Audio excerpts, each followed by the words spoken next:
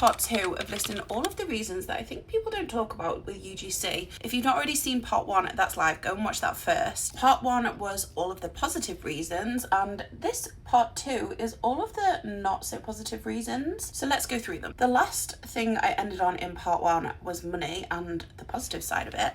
And I guess this is what you could call the dark side of money. And that is invoice terms, having to wait to get paid. For example, I have just over 20 days before I need to earn an income. Most invoice terms are 30 to 90 days. So you see the problem here? It also doesn't pay that well unless you have regular monthly retainers, which means you have to create a lot of videos, and that's a lot of work. To match my previous salary, I would have to book approximately 20 deals, which is quite unrealistic. Again, on the topic of money, it's not a full-time job. And to be honest, it never was the plan for me. It's a great side hustle. And anyone that tells you that you can do this as a full-time job probably has very low outgoings or is hustling something else on the side to keep them afloat. I think it would be very rare for someone to do UGC with little to no followers and manage to make this a full-time career. Next challenge is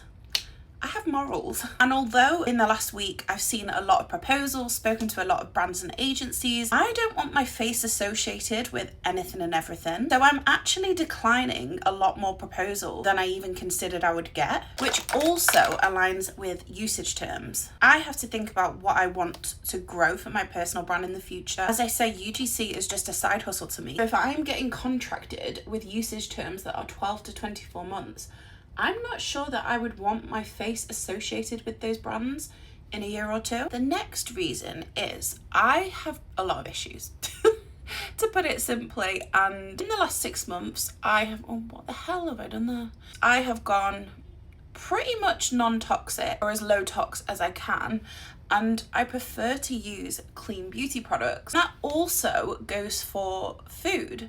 So I am only eating organic whole food. Having a collab with a local restaurant that doesn't offer that, again, doesn't suit me. I've lost count of how many reasons this is now, but